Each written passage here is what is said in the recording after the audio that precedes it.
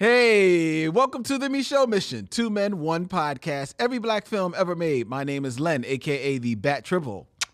And as always, I'm joined by my partner. Hey, this is Vincent Williams. Tonight, we have a very special show for you, missionaries, because we're going to do things a little different. Shake it up. Shake it up, baby, now. Keep you on your toes. Okay, that'll work too. All right, so tonight we are going to be presenting live here on YouTube. We're going to be giving you Misses from the Missionaries. We're going to be giving you the top 5, and we're going to be giving you 6 Degrees of D'Urville Martin. That is going to be coming to you live here on YouTube. And then we're going to say goodbye to YouTube. Goodbye, YouTube.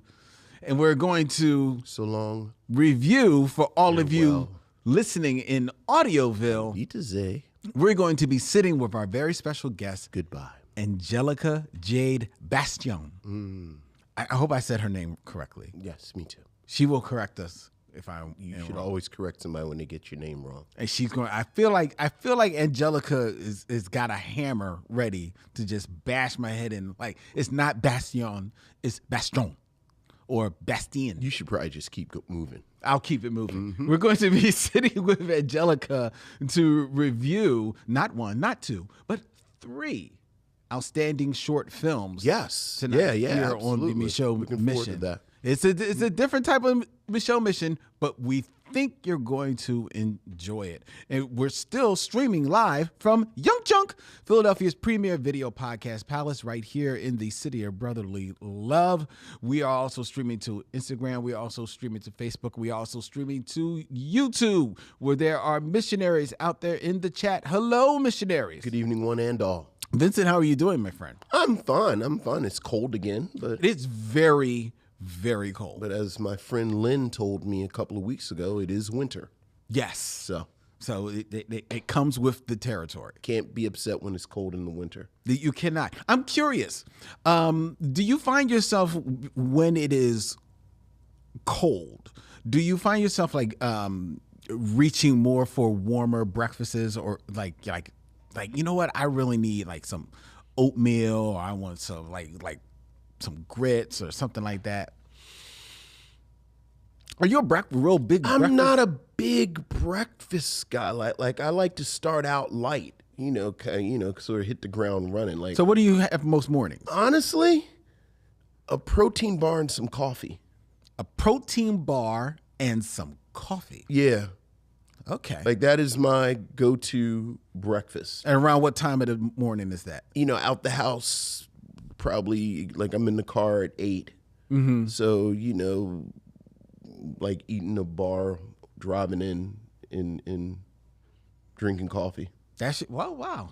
So, but when I do have a breakfast, I like a brunch. Okay. On the weekend, but okay. And that's just sort of brunch food. I found myself when I woke up this morning, I said, it is freezing. Yeah.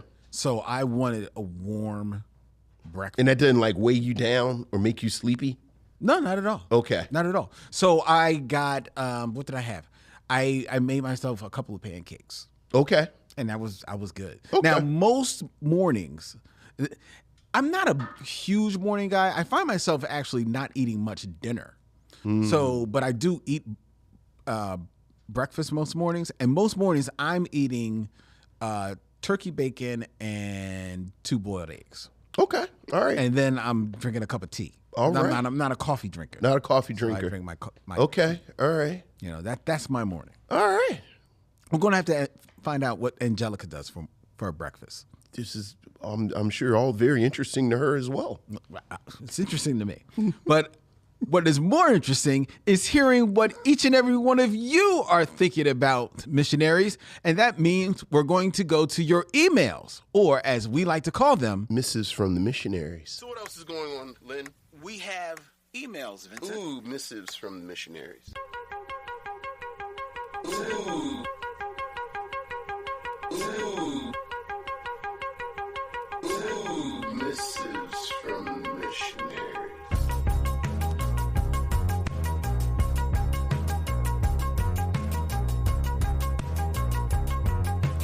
As you can see, Vincent, I have upgraded. I now have a tablet. I know. Look at you. Live from the future. It may be the world's slowest tablet. I swear I'm literally turning pages. Okay. All right. We have an email from Monique Younger. Hey, what's up, Monique? Men of Micheaux, it has been a while since I've emailed, although I listen faithfully down here in Atlanta. Thank you. Nice list of witches you have there from last week when we did the top 5 black witches. But I'm especially shocked that you left off Queen Eveline from The Wiz, played by the amazing Mabel King. Lynn's a hater. Like, you have to understand that Lynn's a hater. So, visually, she is extraordinarily striking, and her song performances were incredible. absolutely. Okay. I'm not a hater. This was a top 5 list. Eveline is. Would you have taken? I would have taken old girl from Sabrina off before Eveline. Who else? So the two real Tituba and Tituba and old girl from New Orleans. right. That's your two. Those stay on. Obviously, Eve's Bayou is not going anywhere Okay. ever. Who else was on there? There was the girl from Sabrina, Yeah. and then there was Jordan Smollett in Lovecraft Country. I like Eveline better than both of them, and I love Journey Smollett to bits. But I think Eveline would have been better on the list above both of those two. See, maybe they don't make my top 5. Well, Queen Eveline doesn't make my top Again, 5. to circle back to, It's not that I'm a hater. You're a hater. It's not that I'm a hater. I just do. I mean, think we're going to talk about iconic queens, I think iconic black witches. yeah. I don't think it's iconic. She's 100% more iconic than the people on the streaming show that went off 5 years ago that me and you liked. I don't think it's iconic, and I think the streaming show that you and I liked, as well as Sabrina, were better made properties than the Wiz movie. See, and now I'm back to hater. Go ahead, keep going. Monique, Only one. Raise your hand if you were in the Afrofuturism exhibit in the Smithsonian. Put your hand down, Sabrina. We're not talking to you. Go ahead. Monique continues. By the way, I can attest to Jennifer Hudson in the Three Stooges movie. I actually worked as a background costumer for a few days on that film. Thanks for reading my email. There you go. What is that? How random is that? That she actually worked Right, on the right. Three Stooges movie?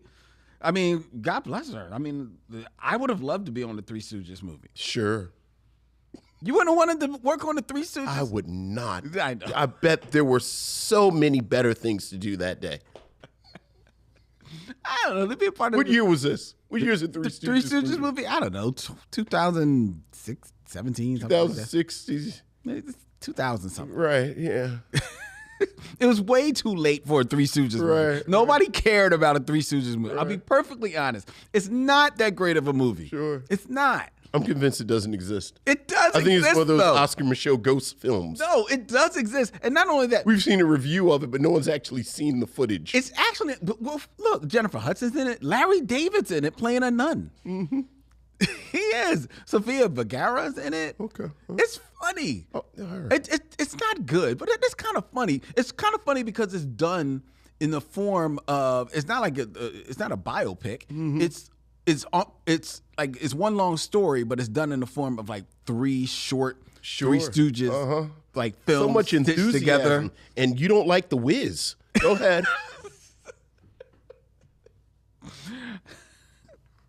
We got another email. Okay. This one is from Nicole Sherman. Hey, Nicole. Good evening, Len, Vince, missionaries, and special guests. That means Angelica. At the time of this writing, I am blasting Johnny Gill's sleeper hit Let's Just Run Away from the Mo Money soundtrack. This is random missionary email. This is random as hell. Like I worked as a costumer on the Three Stooges movie. I'm listening to the Johnny Gill song from the Mo Money soundtrack. Like, first of all, you're listening to the Mo Money soundtrack. Boy, this is real chaotic right now. Nicole continues, got to give it up to Johnny Gill for being on black movie soundtracks in the early 90s, such as Mo Money and, of course, Boomerang. Sure. Since February, for me, is Love Month, I am watching black rom-coms to celebrate. This weekend, I went back to rewatch Poetic Justice with Janet Jackson, Tupac, Joe Torre, and, of course, Regina King. You know what's funny? For Regina King to be in the industry for 40 plus years, she has yet to be in leading lady material where she is the lead, with the exception of Shirley, and that's a shame. I also want to point out that Regina King really hasn't been in a lot of rom-coms either. Last year, you guys chose who would star in a movie with Halle Berry if she wanted to do rom-coms again. Now, I now pose this question for you all to answer. If Regina King was to be in a rom-com as the leading lady, who do you think should be alongside her? All I know is I want it to be hot, sexy, and older people having intimacy on screen. I'm looking forward to hearing your answers. And side note, I am excited you guys are finally doing one of Lawrence Fishburne's underappreciated films, Hoodlum, which is coming up next week. Have a great rest of the week, Nicole. That's actually kind of interesting, talking about older people on film having sex, because I was rewatching Heat this weekend and realized that it was one of the few movies where Al Pacino is in a sex scene. Okay. But nevertheless. So this exact second, I've never thought about Al Pacino having sex. I didn't either until Saturday when I was watching Heat. So Regina King in a first of all, it is surprising that Regina King has not been like the lead. It's like surprising that. And it's not, because let's be honest, because how many black women have been the lead of many films, you know? Yeah, that doesn't surprise me at all, actually. But for her not to be like even like a co-lead in a rom-com, that's kind of interesting that hasn't, and maybe that's been strategic on her part. I think any of the leads in the Best Man universe would do well opposite her in a rom-com. That's interesting, because I know you're not necessarily acting-wise that great a fan of Morris Chestnut. I've liked Morris Chestnut more and more the older he's gotten. And again, a rom-com, I think it's a little light. It's a little frothy. True. Like I think Morris Chestnut could very much handle, you know, I'm the big attorney in this firm, and Regina King is a big attorney in the other firm, and you know, hijinks ensue. See, now I would go different. I would take Regina King and Coleman Domingo, lift them out of If Beale Street Could Talk. It's too rich. What do you mean it's too rich? It's too rich. What do you mean it's too rich? It's like Crab Imperial. What? Like, you know how Crab Imperial is like crab and then they put cheddar on it and it's too rich? No, I've never had crab. Yeah, it's just too, I think it's too, like Coleman Domingo and Regina, it's just too much acting.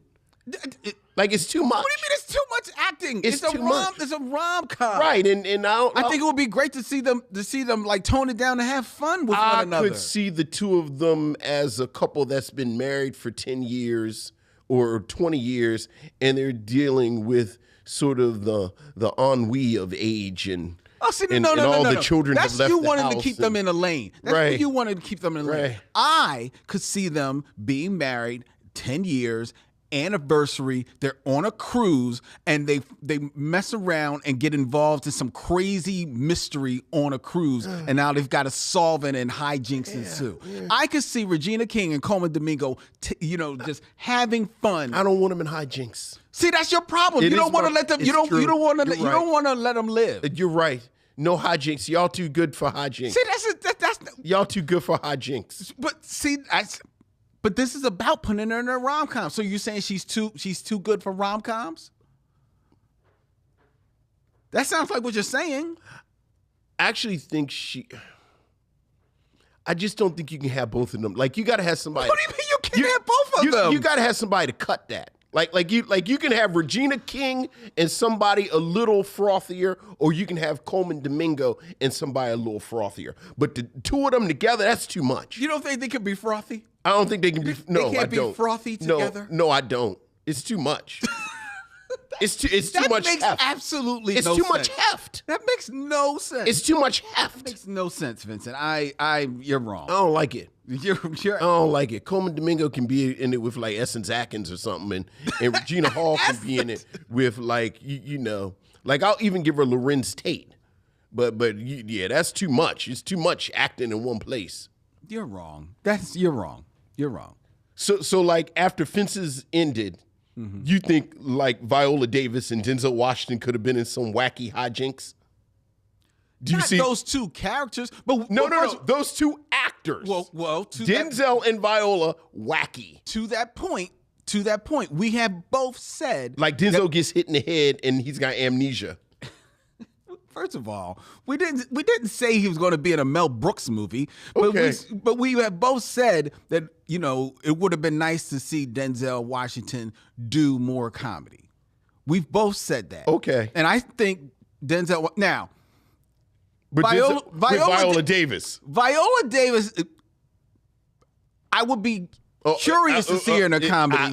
I'm not sure I could see her first in a comedy. But I could see Coleman Domingo in a comedy. I could see. Oh, they can't be Regina- frothy? They can't be frothy? I thought we were being frothy. No, I think they Maybe can they could be frothy. I think they can be. Okay. I would sign up for it. Okay. I would sign up for it. Yes, I would. Yes, I would. I'm Academy about. Award winner Denzel Washington. Academy Award winner Viola Davis. Yes. In Second Honeymoon in Hollywood.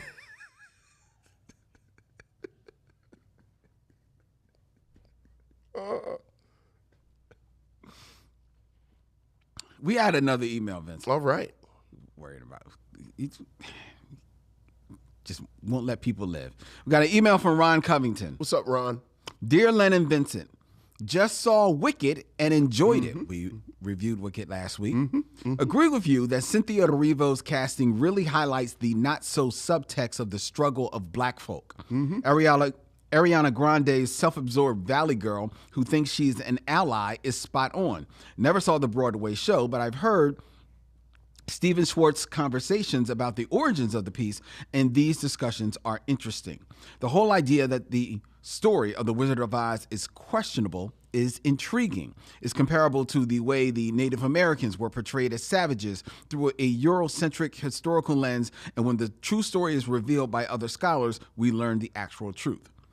On another note, I wonder if you guys can think of any films that concern black romance dealing with more mature lovers as opposed to the typical young love paradigm.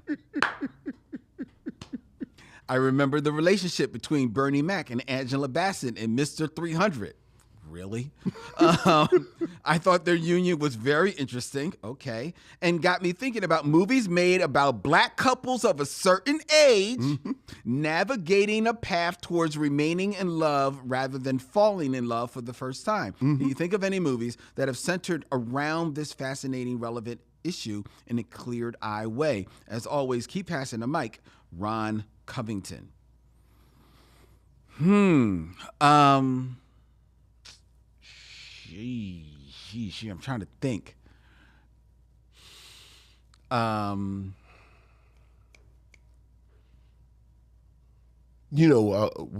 It's not necessarily just the couple, but I love the depictions of older sexuality in The Sleep with Anger.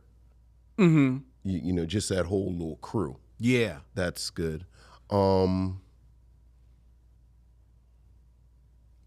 I was going to pick up. Speaking of Danny Glover, I feel like you're going to go Danny Oprah Winfrey and Danny Glover right? are skew older in Beloved. I was thinking about Beloved. Yeah, that definitely was on my radar. Yeah. I was also thinking about, and I'm curious. You've seen these movies, so I haven't seen them yet. Okay. For the mission, but I was curious if is there any riff on? I know there's riffs on the age, but is there any riff on the romance or the couple of Martin Lawrence and his wife in the Bad Boy movies?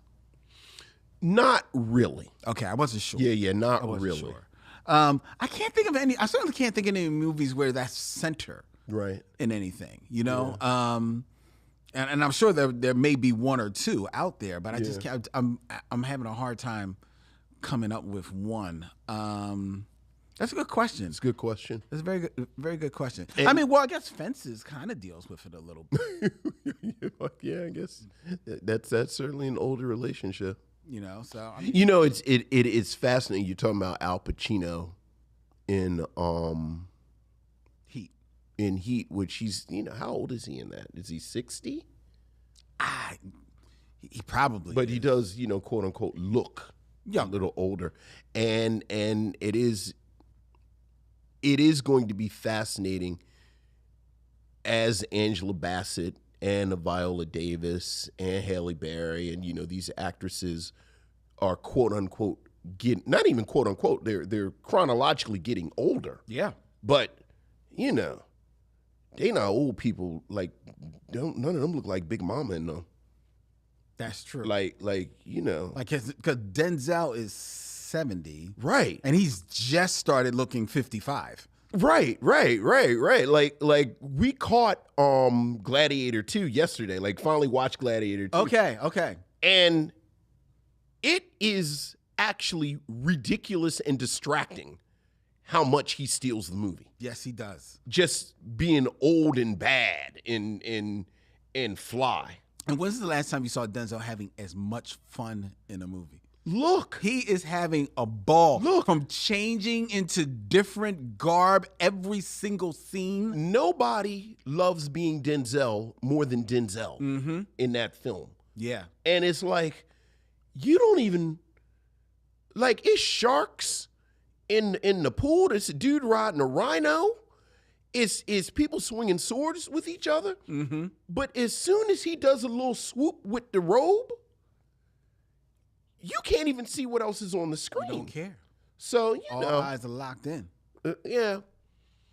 I'm curious to see how they kind of address age and sexuality with these seemingly ageless actors. Yeah. As time goes on. I'm looking in the chat. Shout out to the missionaries. Lisa Alexander. She points out Claudine. That definitely is an old. I guess You know what's so funny about you're not Claudine? thinking about it. It's old. I showed Claudine in my class, so it's right on my mind. There's a moment where they're talking about how old Claudine is, and her daughter says, "You too old to be dating," and this and Claudine is 36 years old. Yeah. How about that? Textually, she is 36 years old. How about that? And now that she brings up Claudine and thinking, in the 30s, Right. And I don't think Rupert is 40. Probably not. Yeah. Probably not. But now that brings to mind, now I just lost the freaking movie. Soul Food. Yeah. Because Vivica Fox's character is supposed to be in her 30s, and like all of the couples, they're all like in their 30s. I Right. feel like they're Probably knocking certainly on older. 40. Yeah. So that's kind of interesting. Yeah. All right, so there's that. All right, we got another email. This is from Michael Sykes. Mother, may I or may I not is the subject line. Hello, Len and Vincent. I know the Mother, may I is a couple of months away for those who are not aware. May is when we dedicate movies that seem to be bad movies, and we do a whole month of those type of movies, and we call it Mother, May I Have Another One of Those Bad Black Movies. It's a favorite here on the Micheaux Mission. Yeah. We do it for y'all. We do it. Michael continues, I don't know if y'all have a list together or not, but here are some suggestions for that month. You can take it or not. Oh, I hate y'all. Everybody's got opinions. All right. So Here's some shitty movies for y'all to watch. movies such as See, here we go. The Players Club. Yeah. Yeah, see that, but Players Club I feel like is this cult classic. I don't know. And Players Club isn't like bad Mother May I bad. Like on its surface, it doesn't look like sort of but all right, derivative. Players Club. All right, Okay. Players Club. Foolish, starring Eddie Griffin. Eddie Griffiths is like That's kind of is bad like, movie catnip, right? He's like nails on a chalkboard. I with know. me. Woo, starring Tommy Davidson. I don't think Wu was that bad, but Tommy Davidson has some really interesting things to say about Wu in his book. He does. Yeah. Def Jam's How to Be a Player, starring Bill Bellamy. I think you buried the lead when you said it was starring Bill Bellamy. Yeah, remember that was his like that was his shot. Like that was his shot. Yeah. Big Mama's House, the Martin Lawrence movie. Yeah. The other Martin Lawrence movie, The Black Knight. Oh, now The Black Knight is terrible. Yes, it is. Like over this list, that's the real terrible one. Tyler Perry's Divorce in Black. I've never heard of this. That's new Tyler Perry. That's the one that just came out a few months ago. It just came out and he's already saying it's already saying, "Mother, may I have that bad movie." Yeah. Jamie Foxx's Held Up and Most Wanted, starring Keenan Ivory Wayans. You don't have to take my suggestions, but one way or another, y'all will have to review these movies. That bad? Most Wanted? Yeah. I seem to remember it being. Who's this? Is Michael? Yeah, Michael Sykes. Yeah, Michael. I think these are more mediocre. Well, Most Wanted. Mediocre. Okay. How to Be a Player? I don't know if that's mediocre. I got a funny feeling that's not good. It's not Foolish. I have an not idea that's good, but it's Foolish like, looks bad. I remember Foolish looking bad. And who's in Foolish? Eddie Griffin. Yeah. I don't know. And he has a question for me, Len. What is your top 5 guilty pleasure films? Well, Vincent was saying anything from TCM, but those aren't guilty pleasures. No, they're not. Those are classic movies. Yeah, what are your guilty pleasures? Well, my biggest guilty pleasure is this straight up terrible superhero film called The Specials with Rob Lowe. I've told you about it. Like I watched the movie only so I can listen to the audio commentary where the directors say, in this scene you can see where Rob Lowe quit the film. Okay. So that is definitely a guilty pleasure of mine. And other like just bad movies that I know are, or just suspect that I still watch. Mm-hmm. You know what? What? I'll give you one. Okay. The League of Extraordinary Gentlemen. Yeah, you do like that. It's so confusing that you like that movie. It's a horrible movie. It's terrible. It's terrible. I can't take my eyes off it. You know what else I can't take my eyes off? And I watch almost every time it is on, and it's always on following The League of Extraordinary Gentlemen on TNT. What? Van Helsing. Van Helsing is fun. It's fun, Yeah, I right? like Van Helsing. It's silly. It's bad, but Van Helsing. It's bad. Yeah. Okay. It's fun. I watch it. I can't help it. Okay. There you go. Those are like, I guess those 3. I don't know if I can come up with 5. Yeah, okay. Do you have like a guilty pleasure? Oh, come on now. Come on, stop. Oh, here we If go. Deep Blue Sea comes on, I will walk out of this room. I will walk out of this room if Deep Blue Sea comes on. They tried to cure Alzheimer's disease by taking out brain cells from sharks.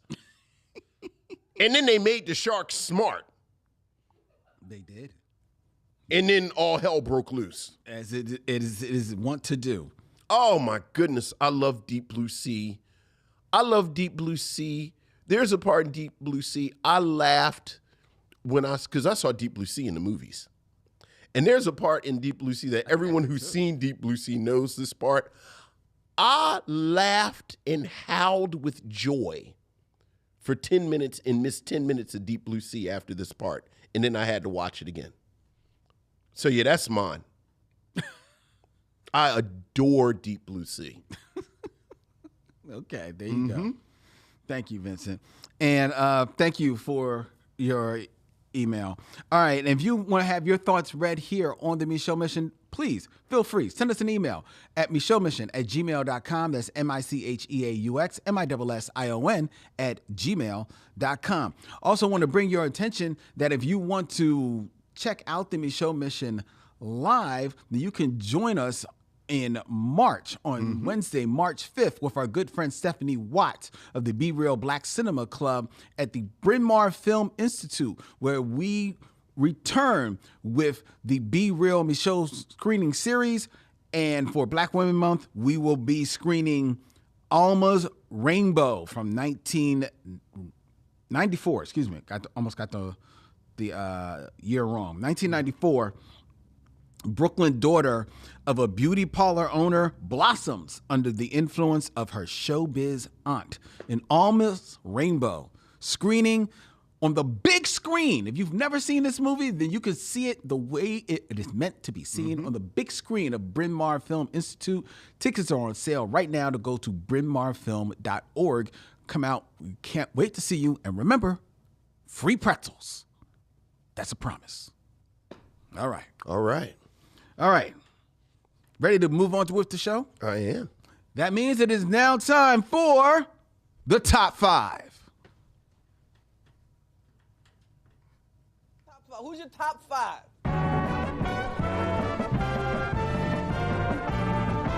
My top five is. My top five is. My top five is. My top five is.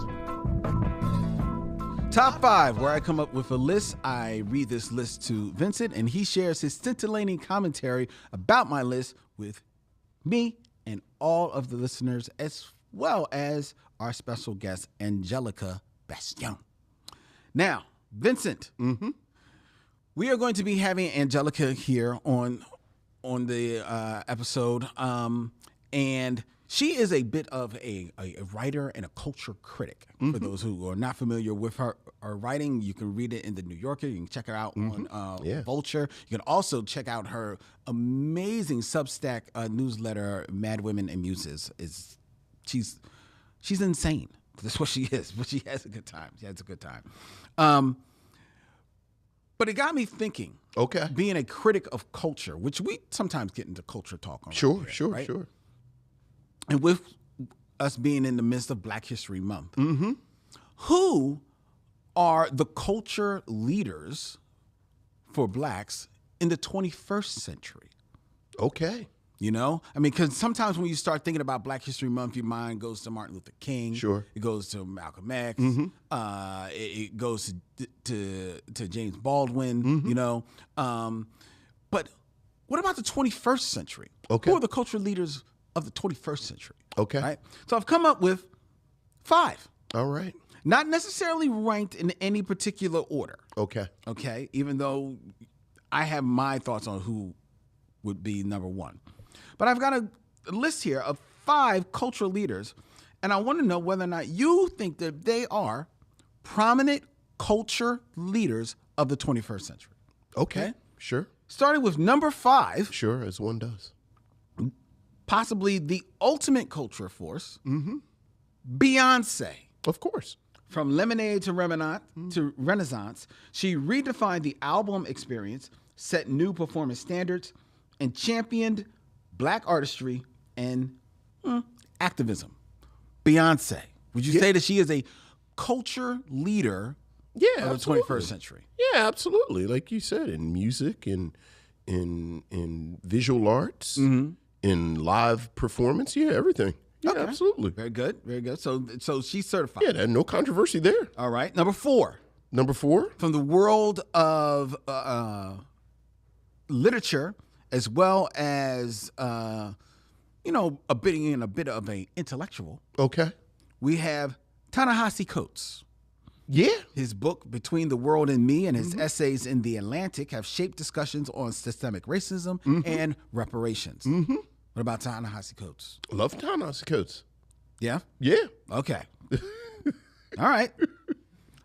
This is okay. Go ahead. Well, you got to find out. Right. I was waiting for you to say somebody. I don't know about that person. Yeah, sure.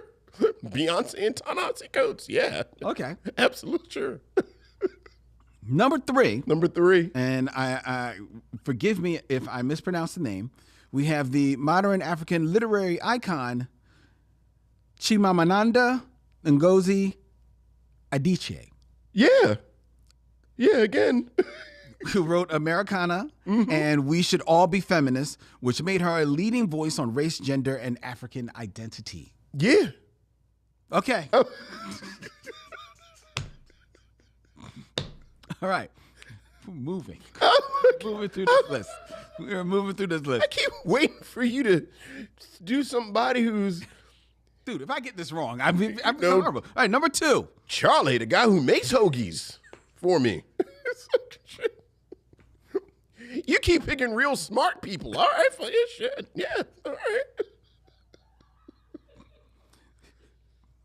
Number 2. Audre Lorde. No. Tied for number 2. Okay. Barack and Michelle Obama. God's sake. Yes, As the Lynn. first black U.S. president and the first lady, they reshaped global perceptions of black leadership. Yes. Definitely cultural leaders Look, for the 21st century. certainly, yes. All right. Influential and yes, absolutely. Yeah. Some might dare say presidential even. All right. And number 1, No. black cultural leader for the 21st century. Jesus of Nazareth. Dylan of Young Junk. No, I'm sorry. It's a typo. We have Kendrick Lamar. All right. Albums like To Pimp a Butterfly and Damn cemented him as one of hip-hop's greatest storytellers and political voices. All right. I can't. Yes. Do you have an argument with that 5? No, I don't. No?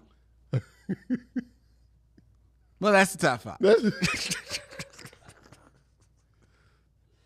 Well, we move to that. That's you. That's my top 5. I thought it might be controversial. I thought You thought somebody on there was going to be controversial? Well, I thought somebody might balk at Beyonce being What? being one of the Influential?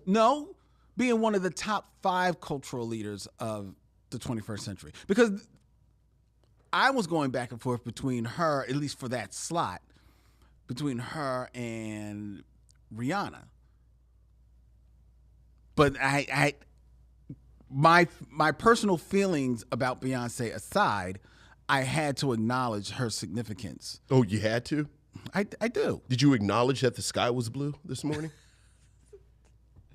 I don't really rock with grass, but I begrudgingly acknowledge its greenness. You don't think there's an argument between her and Rihanna? Yeah, come on. Okay. What am I, a 15-year-old? Come on. What's got to do with being 15? Anyway, so that's the top 5. All right. We are now going to move on to the Game of Kings. All right. 6 Degrees of Durville March. Battle of wits. Grappling of minds.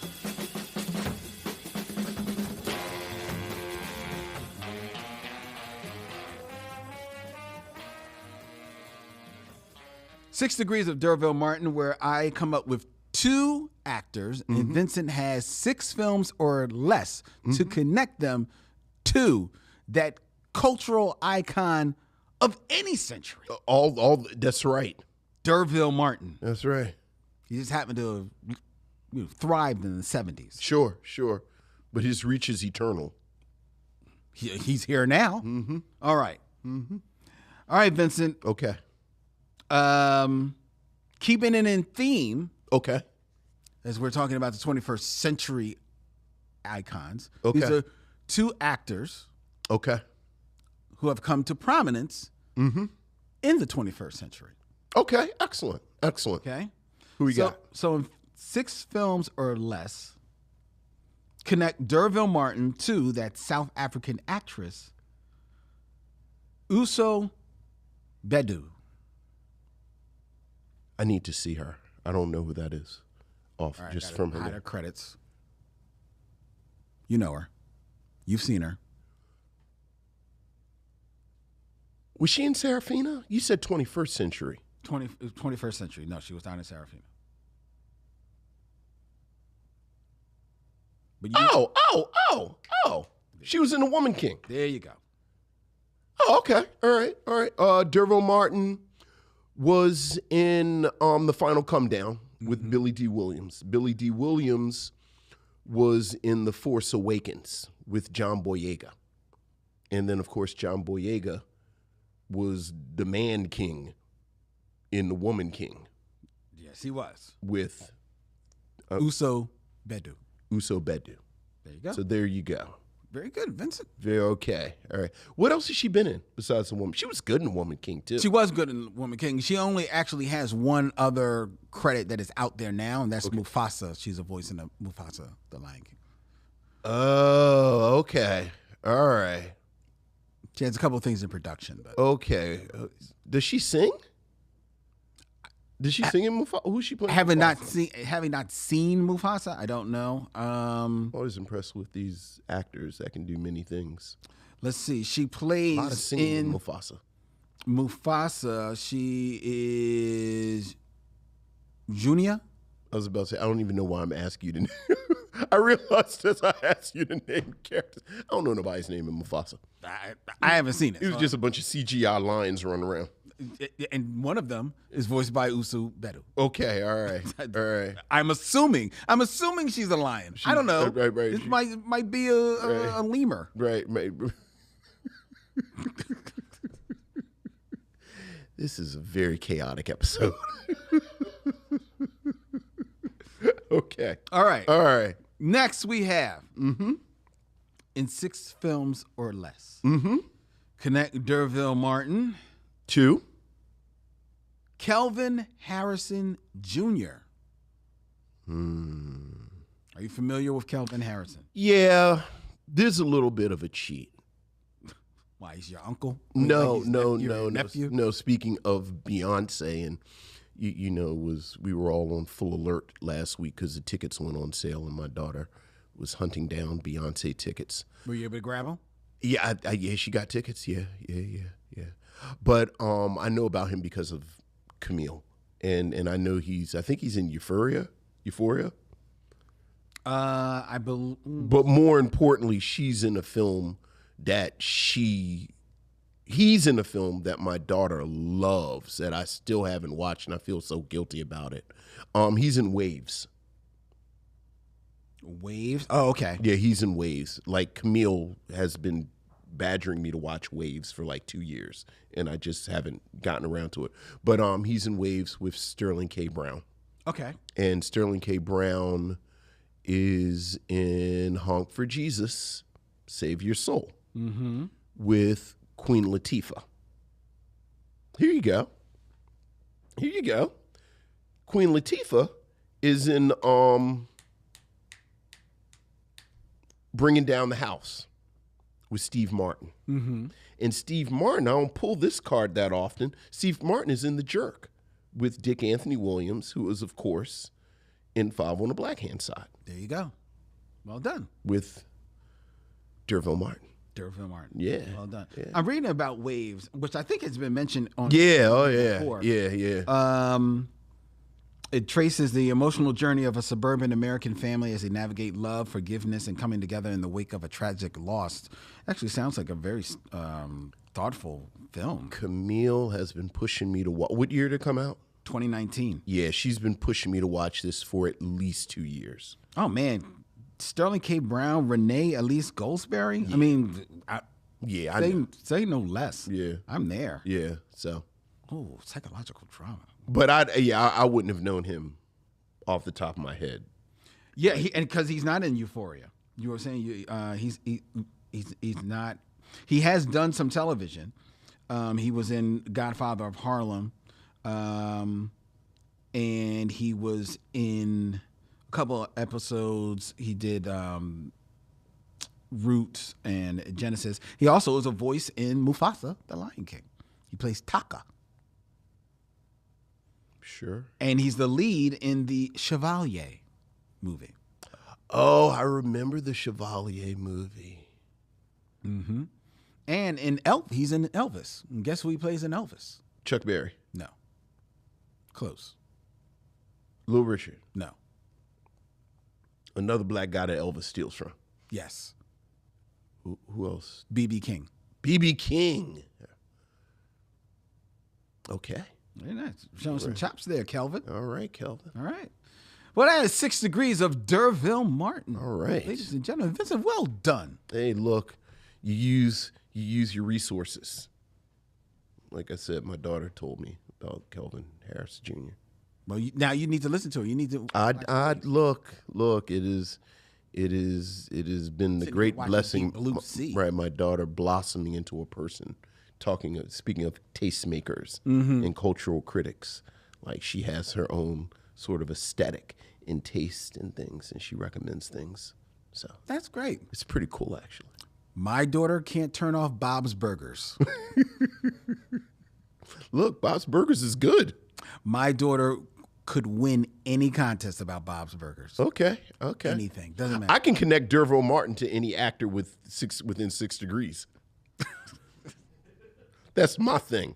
We've all got our things. We've all got our thing. Everybody got their something. All right. All right. All right. Well, that was 6 degrees of D'Urville Martin. And that concludes our live portion of the Micheaux Mission for the evening, folks. We're going to actually have to turn off the live, get some things situated. It's weird what's happening here in Young Chunk. It's I'm telling you, it's blame Dylan. No, it's we got to turn off the live and get to our review. But if you're listening to the podcast, Ignore all of this. ignore me. You don't even know what's happening. But You remember when we used to tape episodes in advance? Yeah. And then play, and then I would mess it up because I would reference the fact that this was Every taped. time. Like, every time. every time, my God. That was before we came here. Lynn, you want some soup? Because it's so cold outside. No, Vince. We're in the middle of June. Why would you say that?